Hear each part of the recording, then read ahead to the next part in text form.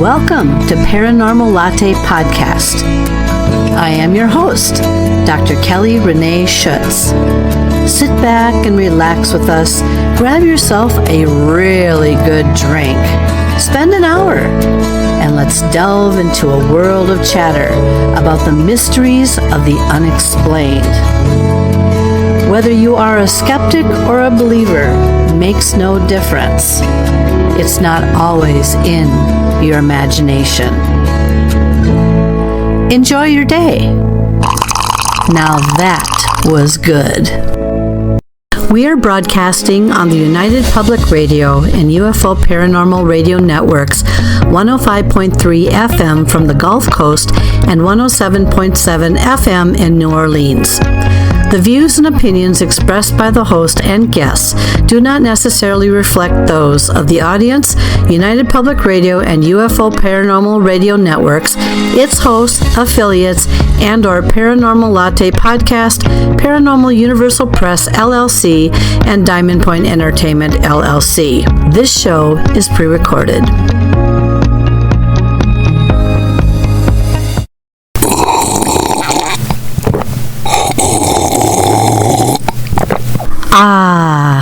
Now that was good.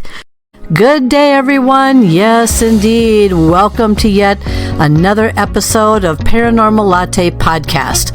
My name is Dr. Kelly Renee Schutz. I am the host and the producer of this show. In just a moment, we're going to learn just a little bit more about my special guest today. Tommy Cullum is in the house, and he lives across the pond, and he is quite a podcaster, and he's also a paranormal / cryptid / otherworldly researcher investigator. So sit back for just a moment here and let's learn just a little bit more about my special guest, Tommy Cullum. My guest this evening is Tommy Cullum. Tommy is a dynamic content creator and the captivating host of Tommy Cullum's Let's Get Freaky podcast, where he fearlessly delves into the enigmatic realms of the paranormal, UFOs, cryptids, and everything else in between. Tommy leaves no stone unturned in his quest to unravel the mysteries that lie beyond the veil of the ordinary. Tommy's fascination with the supernatural was ignited at a tender age as he grew up in eerie confines of a haunted house. We have a lot to talk about this evening, and we certainly did, so please sit back, grab yourself a pillow, and enjoy the show. Please welcome Tommy Cullum.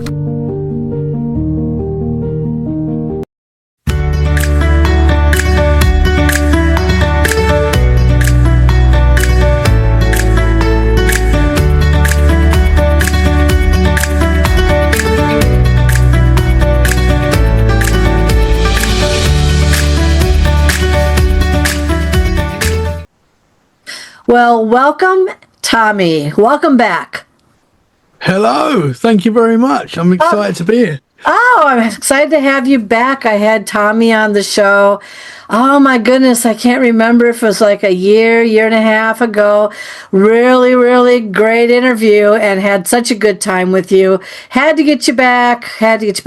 So I think we should have you tell everybody a little bit about yourself, a little bit about where you, vaguely where you live, and then we'll roll from there. Awesome. Well, it's a pleasure to be back. Thank you very much. I lose track of time as well. I have no idea where we are.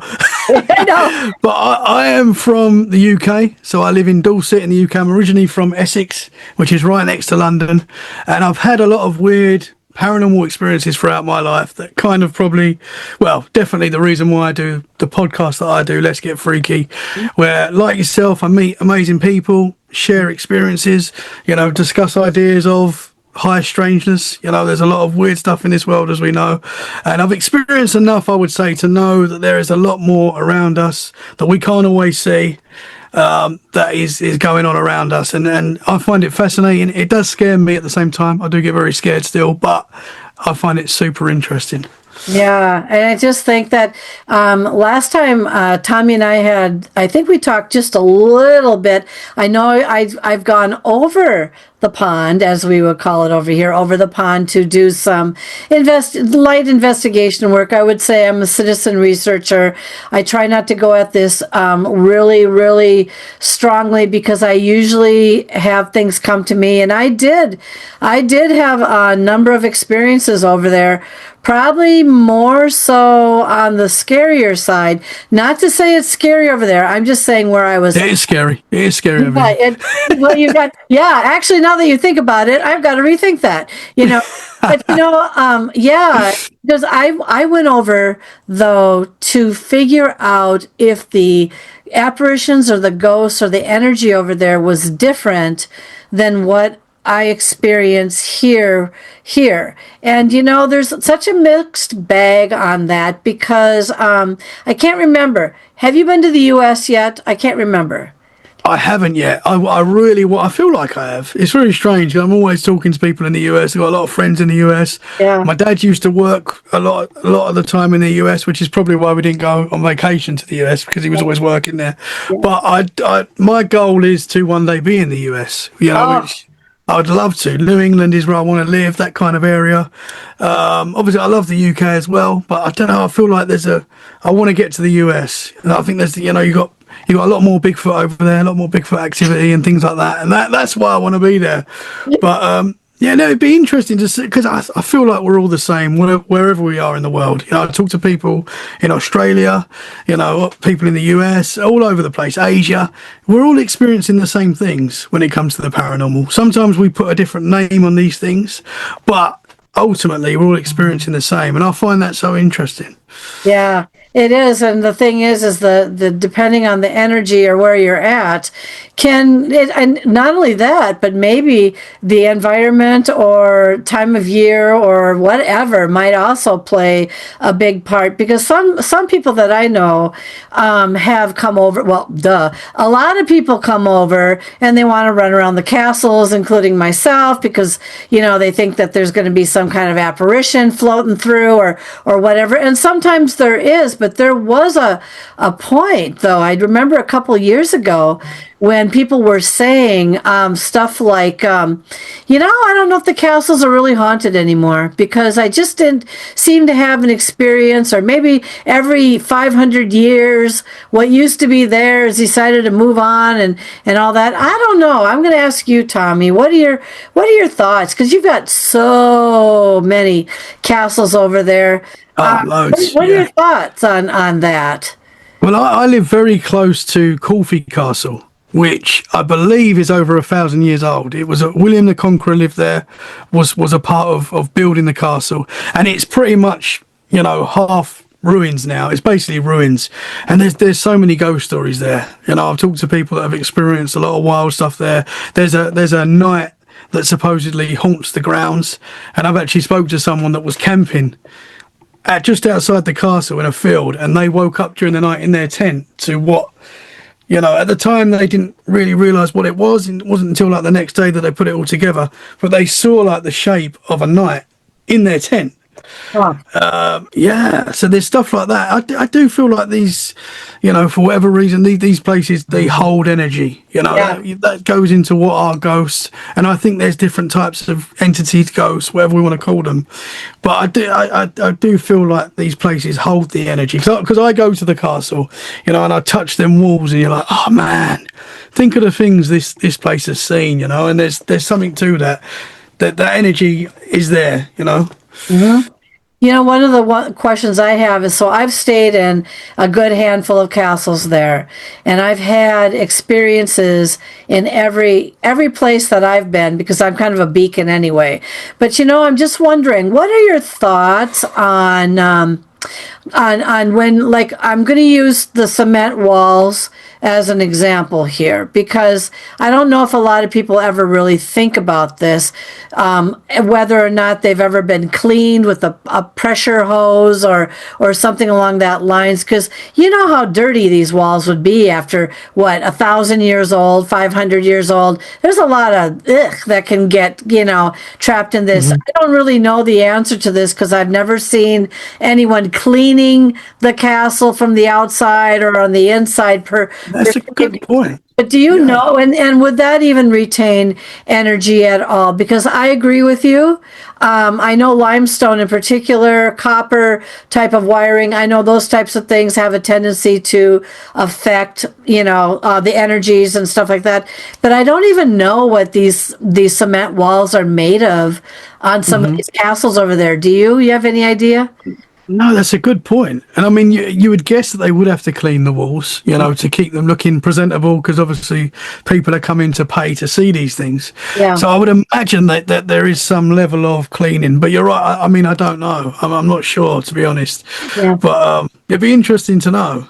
I'm pretty sure, because I'm pretty close to like Stonehenge as well. Mm-hmm. Oh. 40 minutes from Stonehenge, which is a very strange area, as you can imagine, full of high strangeness. I believe they have cleaned the stones before, the Stonehenge stones, but I'm not 100% sure on that either. So I don't know, to be honest, but I imagine that they would have to. If these things are 1,000 years old. I mean, you look at the castle near me, and it's half standing. It's not what it was, but yeah. Yeah, I was at Stonehenge. Oh my God. Few years back, I mean, maybe 10 years back or so, give or take. Those stones look pretty clean, but then again, they're out in the middle of, like, I call it a not a field, but a big open area.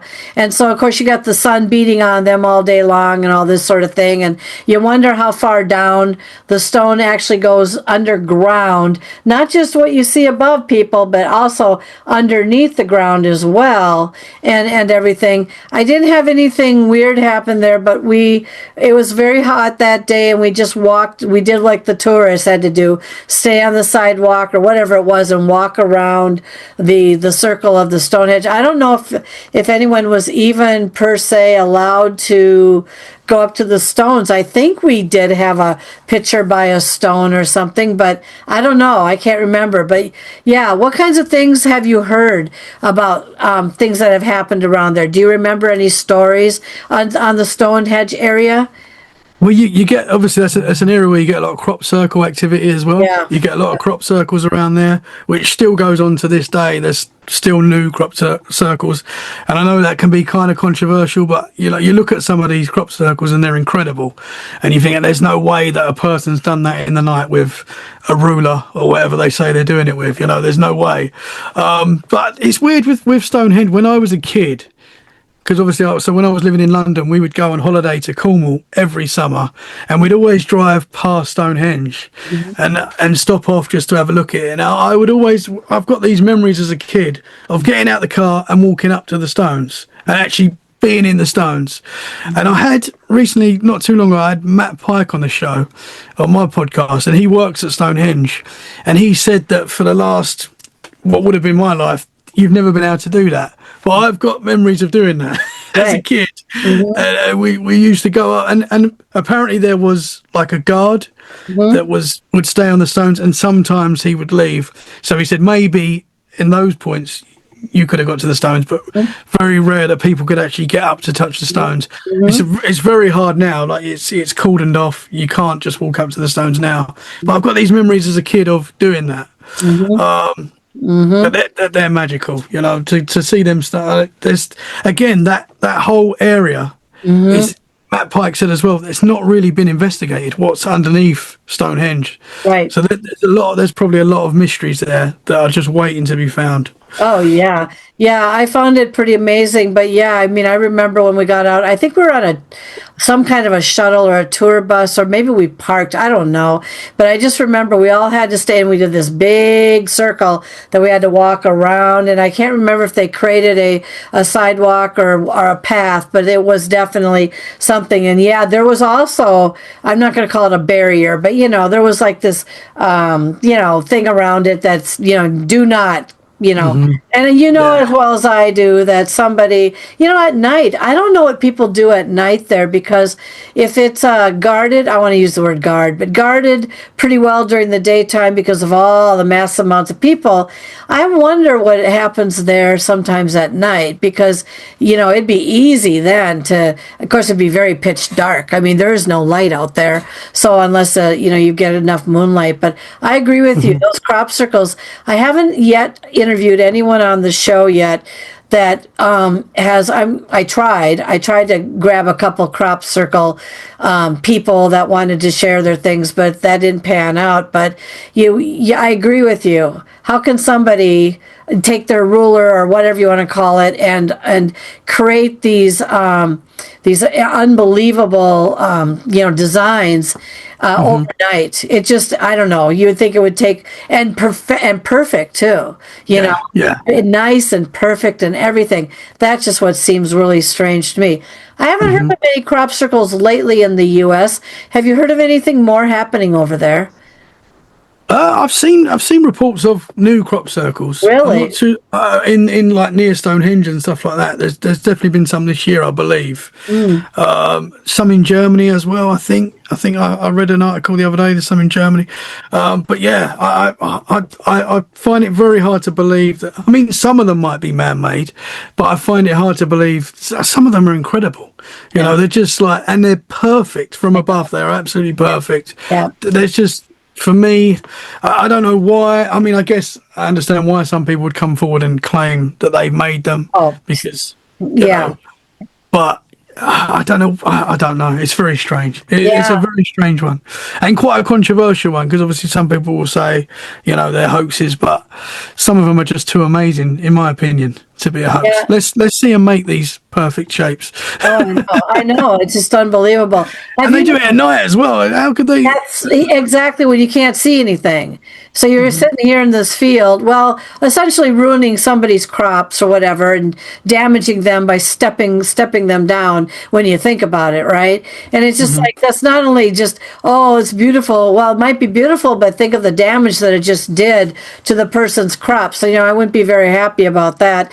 People don't usually think of that. They just think of the after effect of what happened. Have you had any reports over there lately of any kind of UFOs or anything in the area? Do you guys even report on that? Because over here, it's like, things are kind of hush-hush unless people are doing social media or something like that. Yeah, it's pretty much the same here, to be honest. It is pretty much. There's constantly UFO reports, but it's more like, on X and, platforms like that where you're going to find it. There's been a big spout. Do you remember last year in New Jersey when we was getting the drone reports, when everyone was freaking out because there was all sorts of different drones going over New Jersey, and that was kind of happening in other places as well, but New Jersey was like it was happening a lot there. There was so many. It was like every day there was hundreds of them. It started happening in Denmark. I don't know if you've seen that. Oh, no, has it really? It's been happening in Denmark the last week or so, and even the Denmark president came out and talked about it the other day, saying they don't know what these things are. So it's happening again. It's starting again, getting near to the Christmas time, which it was last year. Yes. Is it going to happen again? Well, it's really interesting when the timing of it, because you just kind of hit the mark on here. When you get closer to Christmas or a main holiday, at least in the U.S., people at first would not look, especially if it's around a holiday.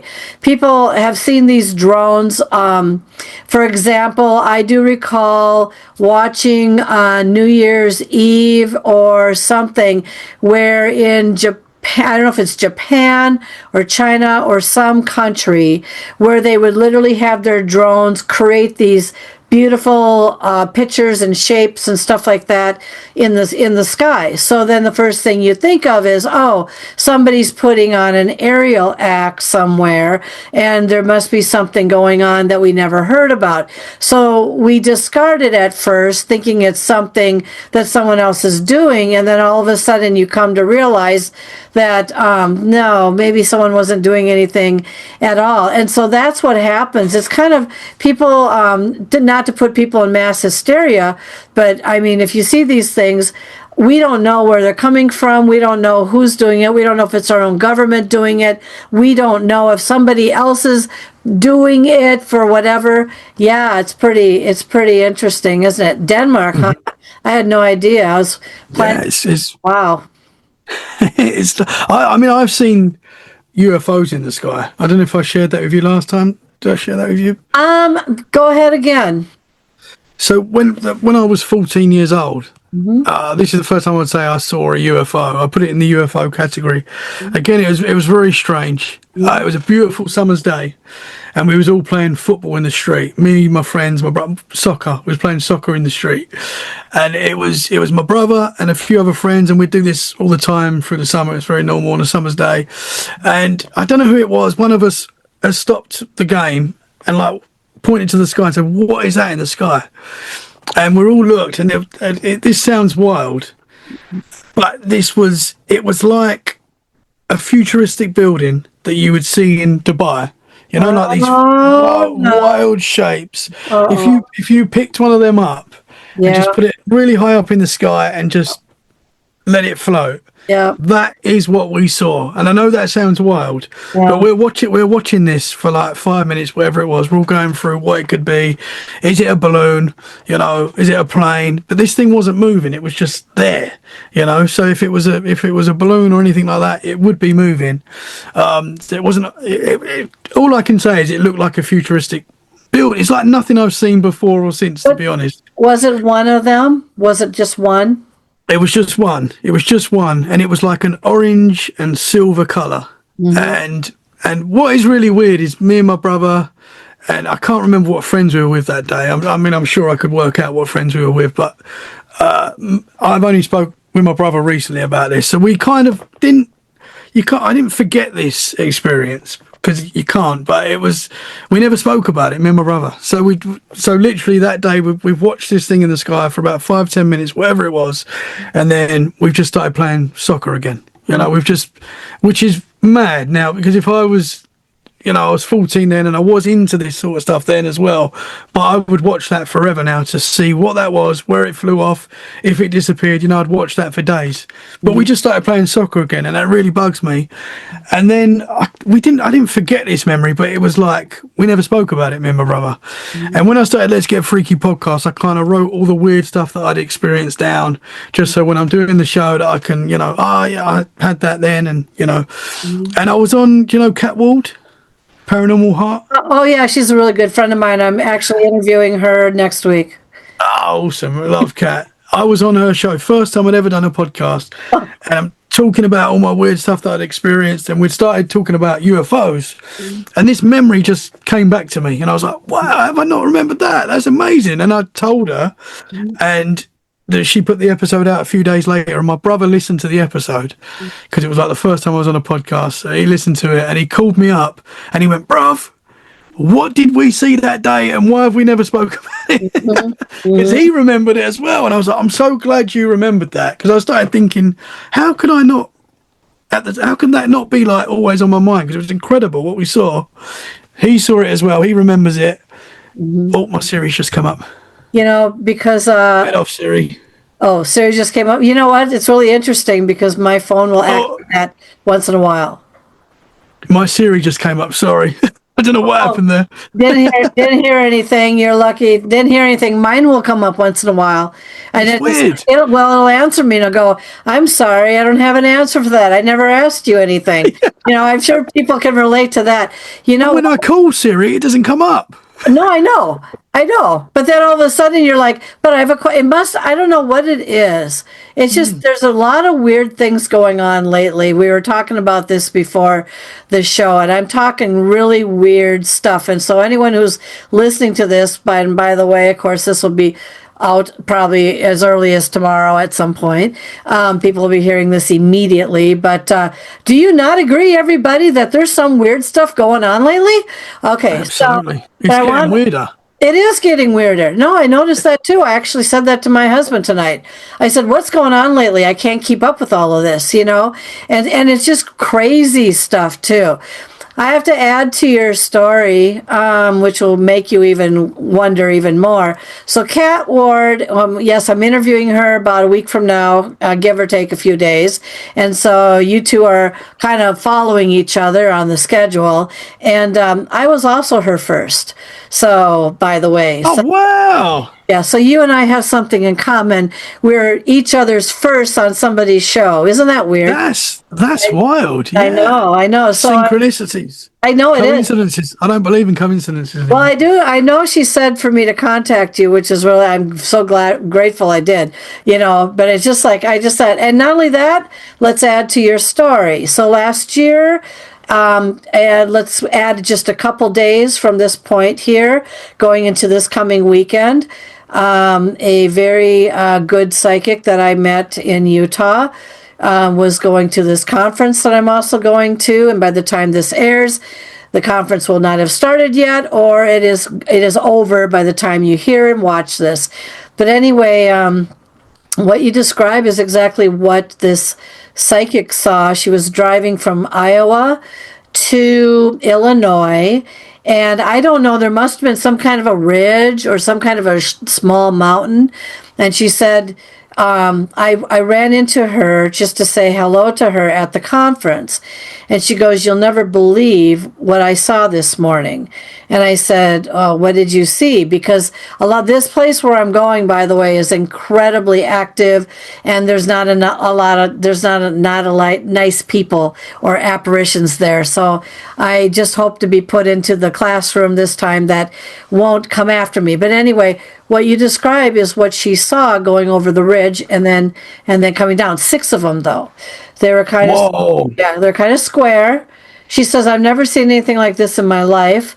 And so she flipped over this piece of paper that when I was go and I met her and I said hi. And she goes, "You never believe what I saw this morning." And then all of a sudden she goes, and I go, "What?" And she flips over this piece of paper because while she was just sitting there waiting for someone to get a reading, she drew out what she saw.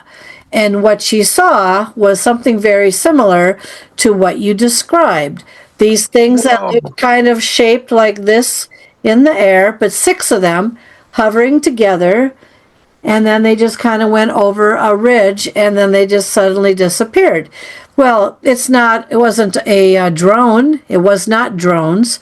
It wasn't anything like balloons because they were square. She says it was just the craziest thing. And she was actually quite nervous that she saw these things. And I don't know why, but that's interesting. Did you say, though, they had a color on them other than silver or? Yes. Yeah. So it was like an orange and silver, like mixed. It's very difficult. Like, when I look at it in my mind now, it was like, I picture windows and stuff in it, but I think I'm adding that. I think I'm adding that to it now because you couldn't really see that. It was just basically a weird shape that I can't even. It was long, but it was like components to this thing, if that makes sense. Yeah. And it was like orange and silver. Yeah. And I can imagine now that it did have like windows on it, but I think I'm just like, as I'm remembering this, adding that on, I can't tell if there's windows on it. This is so far in the distance, but it was not moving at all, and I was 14 at the time, so this is over 20 years ago now, so there wasn't, there probably was drones. We probably did have drones then that they didn't tell us about, I'm sure. But, drones weren't, we didn't know anything. Drones wasn't even a thing then, for no, it wasn't. Normal people, normal people. Yeah. So I had no idea what this thing was. And it must have been pretty big, but it was very high up, Yeah. And the only way I can really describe it is if you picked up a building, like a famous building in the US, threw it up into the sky and just let it float. That's basically what it was. Yeah. Yeah. She described hers as like, they're probably a little bit more awkward shape, but if you can imagine like refrigerators, rump, rump, rump, rump, 6 of them hovering together. And this was a year ago, almost to the day of this. So I don't know. Maybe she will she just said she was incredibly nervous. She just could hardly believe what she saw, and they were just all like a little group together, and they weren't drones, but whatever they were, or let's just say, if hypothetically, let's just say the government had something to do with it, or they're testing something out, or whatever the case may be. I don't know. I don't know of any areas per se. There's a lot of missile sites that are literally underground in places that people don't even know about unless, they have to come up all of a sudden and do whatever, which I hope will, if that happens, we're all done, but the thing is, it's like, it's very interesting, isn't it? Because with the way people are these days too, you don't know what to believe anymore, and you don't know how. There was what happened. Oh, I got to tell you this because it was so crazy. Oh yeah, I was at the airport just a day ago, coming back from Philadelphia, and the fire alarm was going off inside the airport. And it kept saying, there is a fire that's been, pronounced in here, and all this, and all the things were going off and everything. And would you believe that nobody, including the security guards or whatever, nobody even reacted to even caring about it? All people care about is getting to their plane site in time and getting out. So they don't pay attention to things. Yeah. It was literally saying there is a fire in the building, and there was a fire truck outside the building, but we were all just like, now where is the one that I have to fly out? Everybody does. No one cares. Isn't that weird? It is weird. My friend was telling me the other day, he was working in a store. I can't remember where it was, somewhere in the UK. He's working in like a store, and he said that the store suddenly had a gas leak. Like, oh God, everyone could smell it. Like, it was bad. They put the alarms on. Everyone's got to get out. Everyone's got to get out. And he said, people, you wouldn't believe how many people were like, oh, can I just finish my shopping? Exactly. He's like, no, you got to get out. We're gonna blow up. Yeah, I know. We're gonna blow up. I've only got to get a couple of bits. I've only got to get a few bits, and I'll be out. No, get out. Well, and I can. You're right. People just, it's like, I don't know. No, I can add to that. I used to work in a casino 30 years ago, and 10 years after that or whatever, a tornado. Now, over here in the United States, we've got small to very, very large casinos. I'm talking about a very large casino. Well, the tornado hit the casino, and people were told to get out of their chairs and get either on the floor or go into the tornado area or whatever, because the tornado literally did hit the building, and there was like glass literally broken and smoothed. Would you believe that people refused? They refused to leave their seat, because I know you got all this money in this thing, you're just waiting for it to finally hit and all that, and then even a tornado and glass being splattered everywhere inside wouldn't even budge them out of their seats. See, that's the thing. Wild. We're so what's the word for it? Calloused, numb.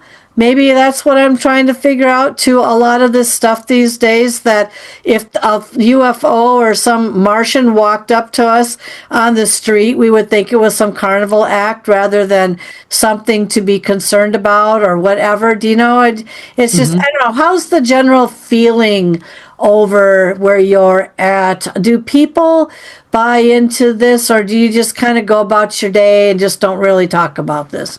Yeah, it's kind of wild, because like I would say the UK is probably the same in the US. Like, our news cycle is pretty much the same. Yeah. I would say that UK, if you watch the news channel in the UK today, it's pretty much going to be the same as what's going on in the US. There will obviously be some things based more on the UK, but predominantly, Trump is on every news channel in the UK constantly, and so our channels are pretty much the same.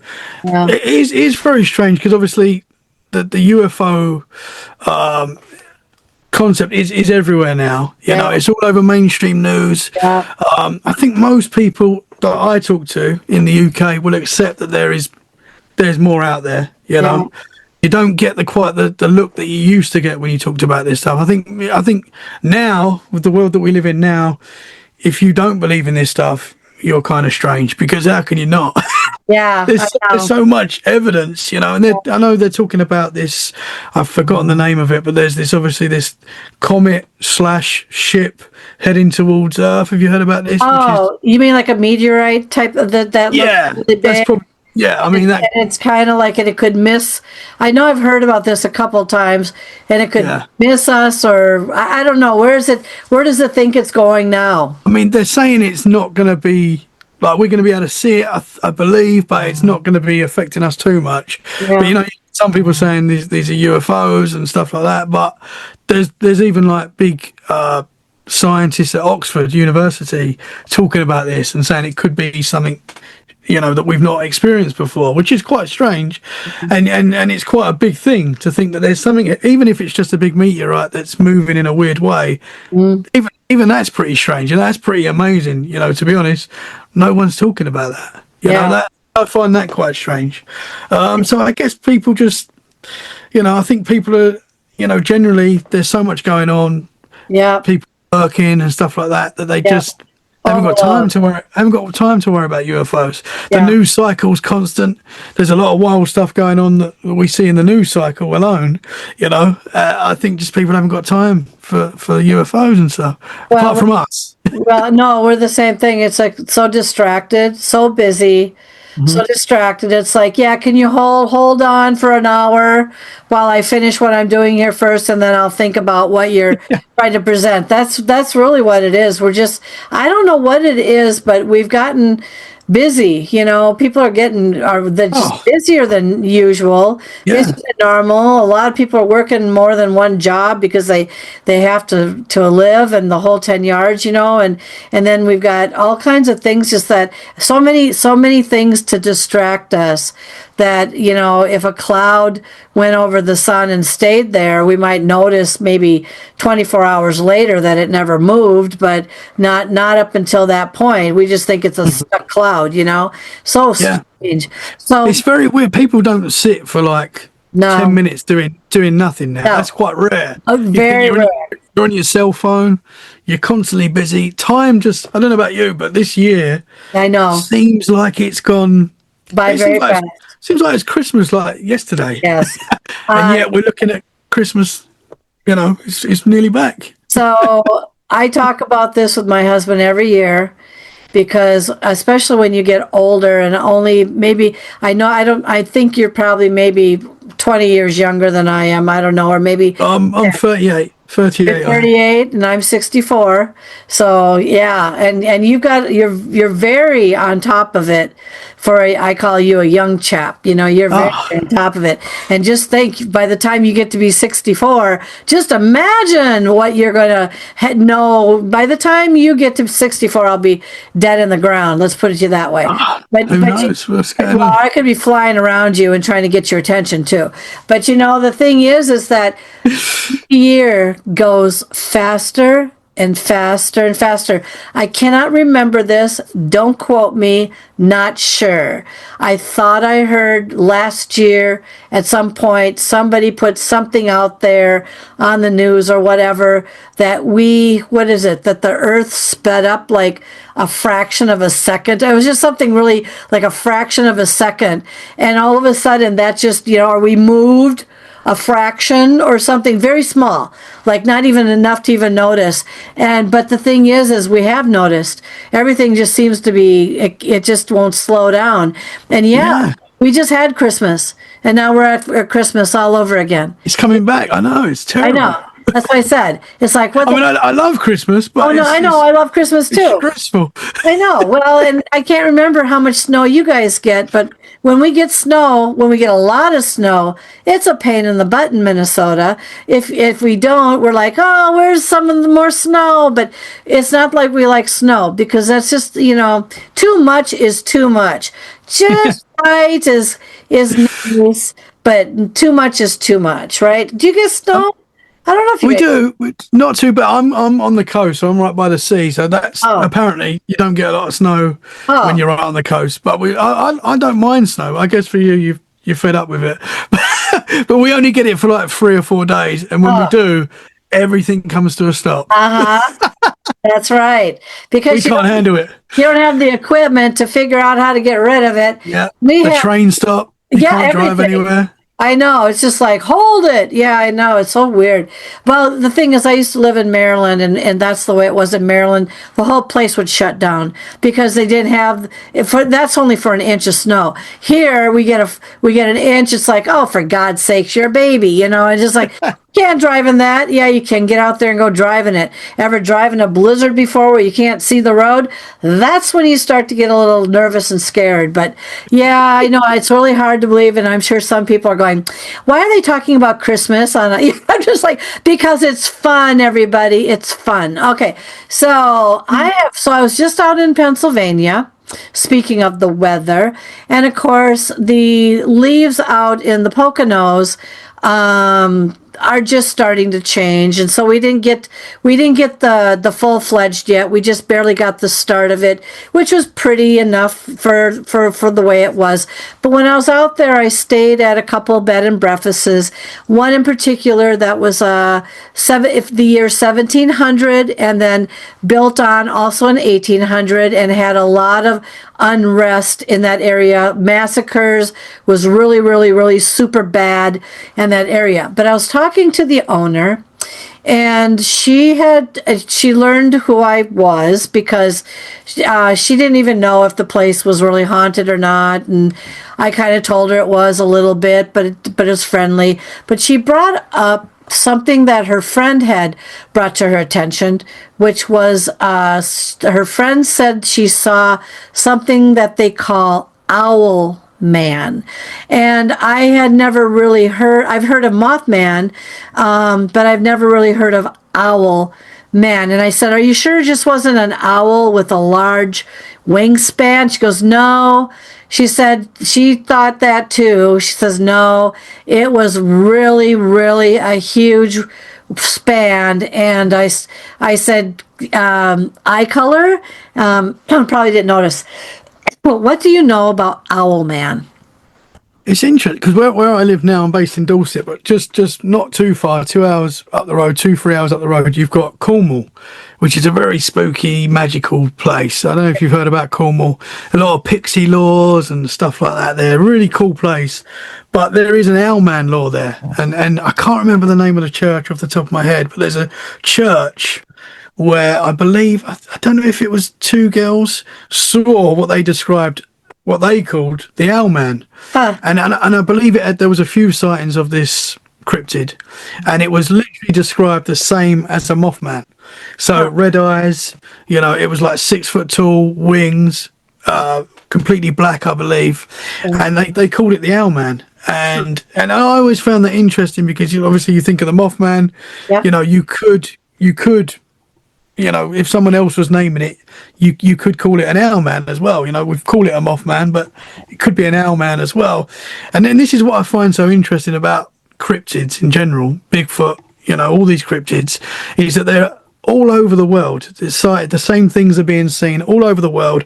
And this happened, I believe this Owlman sighting, I can't remember the actual dates, but it goes before like internet and stuff like that, before people were communicating like we do now. And so these stories are all around the world describing the same creatures, but just maybe different names. Bigfoot is in every culture around the world. It has a different name, but it's the same thing, and people are experiencing the same thing. So I've always found that interesting with the Cornish Owlman.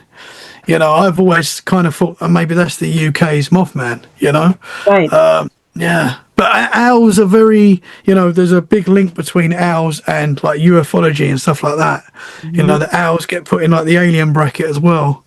There seems to be a connection there. A lot of abductees and things like that kind of put some of their experiences with owls as well. I guess you've heard that. Yeah, there was someone that I interviewed, and I'm just all of a sudden you kind of tripped the trig of I can't remember who it was, and that part doesn't matter.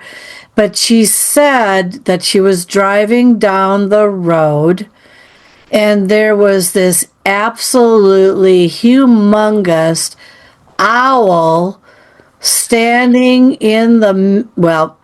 positioned in the middle of the road, just waiting for them to to approach. And I said, well, was that just a regular owl that just was landing there? She said, no, this was an oversized, humongous owl that just was not what it was supposed to be. I said, well, what did it do?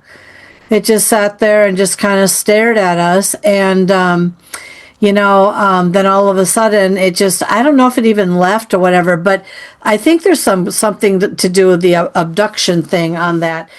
Yeah, so one of the things that I found really interesting was when I was at this bed and breakfast, the owner, she had brought up because she had recently figured out who I was because I told her. She said that a friend of hers, probably about a month ago, had seen something that had looked like this big owl in a tree, just sitting there. But that, at the point that it decided that it was going to fly off the branch, it was obviously not an owl, but something greater and bigger. And so she asked me, and she said, have you ever heard of Owl Man? And I said, no. Are you sure it wasn't Mothman? Because that's what we're used to here in the Midwest hearing about. I don't think I've ever heard of Owl Man. What have you heard, or what do you know about Owl Man? Well, I actually had a guest on that shared a very similar experience to what you shared, and he's Mark Anthony Wyatt, a really cool dude. He's a musician, very much into the paranormal as well, and has had quite a lot of experiences. And one big experience that he had, and it was in Cornwall as well, and where the English Owlman / Mothman is based. And he said he was driving down a country road. Now in Cornwall, the country roads are very narrow. You can barely fit two cars down. In a lot of places you can't fit two cars. If you see another car, you have to kind of pull over and let the other one go. It can be a nightmare. But he said he's going down these country lanes, and it was late at night because he was picking up his son from a night out, I believe. And he's driving down, and he'd had quite a few weird experiences in the lead up to this as well. That day, he said, was quite strange. I believe he had a bit of possible missing time that day as well, which he kind of at the time didn't think too much of, but then with this experience he put it all together. And he said he was driving down this country lane, and in the middle of the road was this 6 foot tall giant owl. He said that's what it was, and he just stopped, and he was just kind of in awe of this thing, obviously, because it's in the middle of the road. And he said he's watched it for like a few minutes, wherever it was, and this thing just like flew at the car, flew off. Now he said he got a weird vibe. He said it was an owl, but he said he just had this feeling that this was, like, as you said, more than an owl. This was something different. He said he got like my series come up again. Probably wants to. Does it want to define Owl Man for us? Is that it? That's the second time. That's weird. It normally happens once, not twice. I know. Yeah. So he said he kind of he said as this thing flew off, it kind of gave him a vibe that it was like some sort of entity, more than an owl. He doesn't know what, but he got a feeling this was like more than just an owl, and something, and that was kind of the start of like big changes in his life. And he was living in Cornwall at the time, and then not long after that he moved to the US, and now he lives in the US, and and he kind of puts it back to that night. He says that was kind of the trigger for new beginnings, very strange. And it's very strange how people are seeing these same things. Anything negative happened to him, or did he think that this was a sign of something else? Because when a person has an interaction with that, and I'm going to relate this to the UFOs in just a moment, but did anything like really negative happen to him after that? I think because he sort of sees the missing time as a negative. Yeah. But that happened in the build-up. That happened before he saw this entity, whatever it was. But I believe he kind of sees it as a positive, because it kind of set him on the path, he says, to where he is now. And I guess he's happy now, which is good. And that was kind of the start of it, I believe. So maybe he had to have that moment. Who knows why? And you look at life, and sometimes weird things do happen that seem out of place, but sort of leads you onto a path that you might not have took if that didn't happen. So it's kind of like the story of my life. But that's definitely true. Well, the thing is about I'm going to use the word shape shifting here for a second. Shape shifting, for those of you who are not familiar at all with this, and I'm going to be interviewing actually a guest I had on 3 years ago, pretty soon. She has a shape-shifting object in her home that was acquired when a male friend of hers was a big collector on antique objects from over in these third world countries, and this man bought this one object that was very cursed, and what it does is when people get too close to it or whatever, it actually shifts its energy into something else, so it can never actually be found or taken out of her house or wherever, and it growls too. So, and it does some really big things. So when I'm relating shape shifting to the owl, I'm thinking to myself, shapeshifter kind of entity, but isn't it interesting how they would pick something like an owl, that a lot of people, they know owls and they trust owls and they look at them as being wise. I don't know the whole 10 yards, but when you're 6 to 7 feet tall, that's definitely not an owl. It's definitely something very bizarre. You know what I mean? It's like Mothman. Absolutely. Yeah. Absolutely. The missing time aspect is very interesting too, because how many of us kind of once in a while fizz out, and they would call them temporary. They had a word for it, but going into this temporary trance-like state or dream-like state, and then all of a sudden realizing it's 2 hours later, and you wonder what you did to all of a sudden it's 2 hours later, right? And you never can tell whether it's a time issue or what. Did he ever say what kind of time he was quote unquote missing when he was talking to you?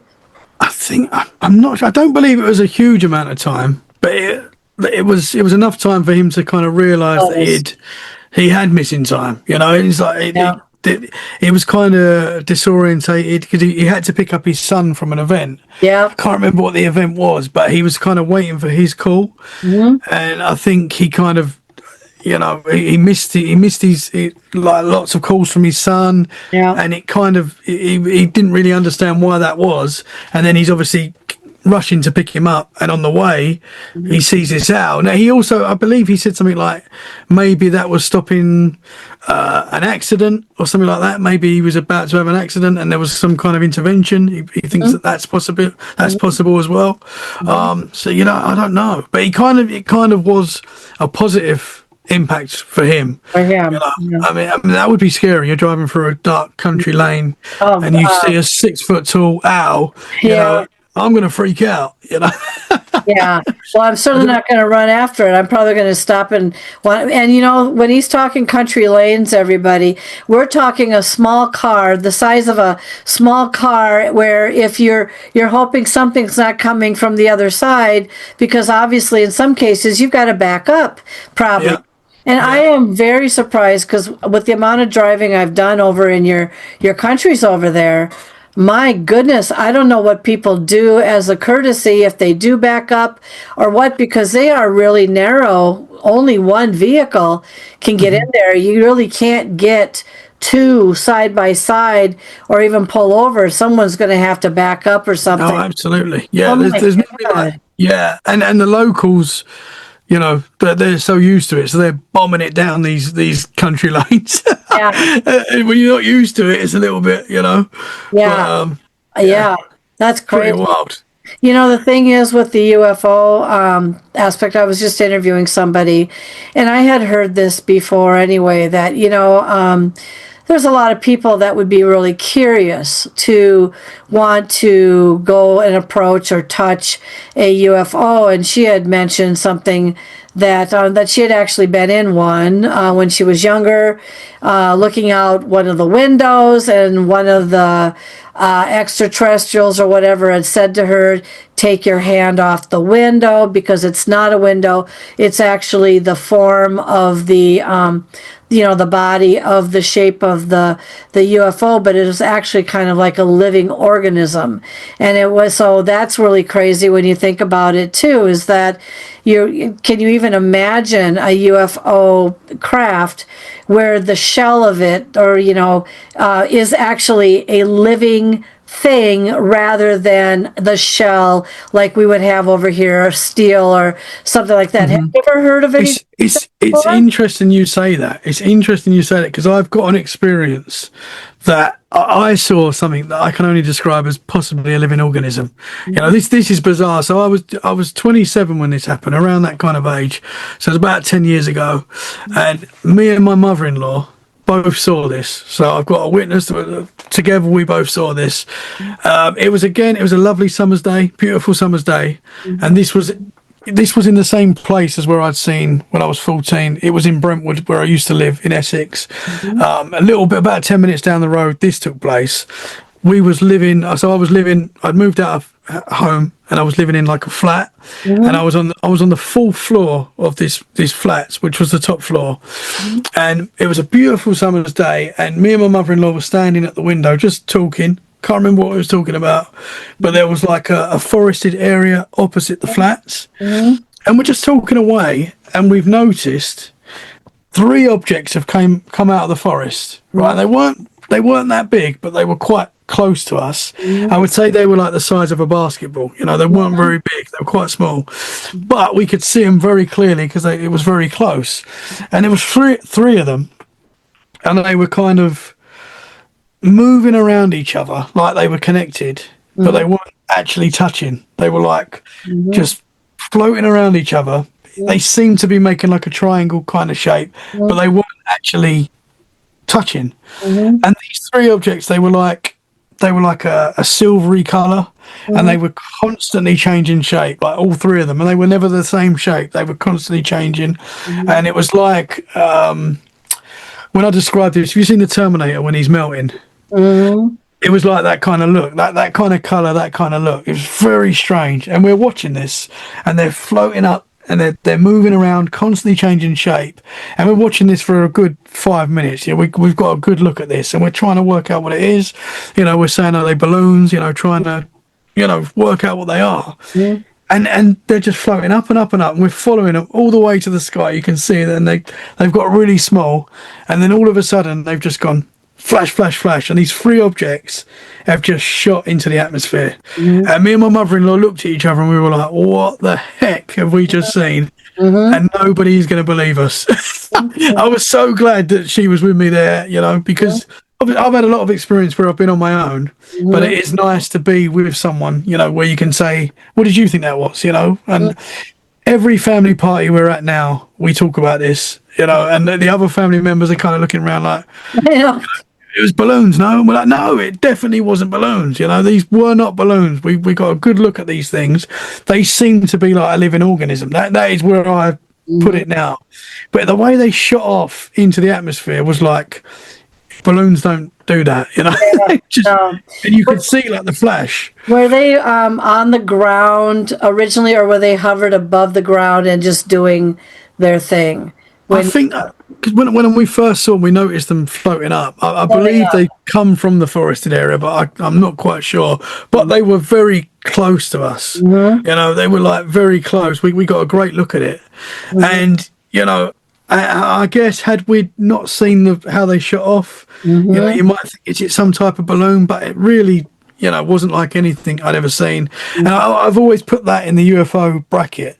I don't really know what that was, and it wasn't until kind of looking more into UFOs and, living organisms, as you said, in the sky, there seems to be something to that. Sometimes these things are not like ships, they're like a jellyfish in the sky or something like that, Yeah, I talked to somebody who actually saw one of those, like a jellyfish type thing. Oh my goodness.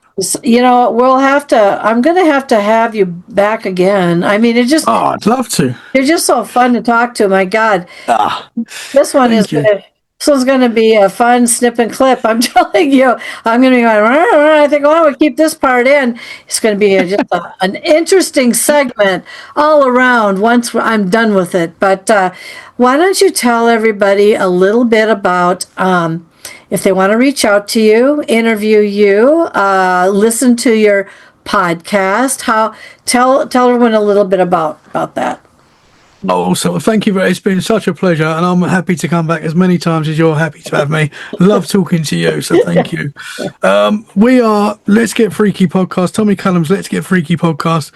Wherever you listen to podcasts, Apple Podcasts, Spotify, Amazon Music, all the podcast players, we're there. We're also on YouTube as well. You can watch a lot of our videos there as well, full interviews. And if you want to share paranormal experiences, you can get in touch on Instagram, Facebook, TikTok, X. There's so many different ones, but it's TC Let's Get Freaky Podcast, and the logo is my ginger face, little cartoon ginger face with a Bigfoot, a UFO, and a ghost, because we get into all aspects of the paranormal. I'll make sure I have all of this in the show notes, so that way people can, it's a pre-recorded show, and you know how that works.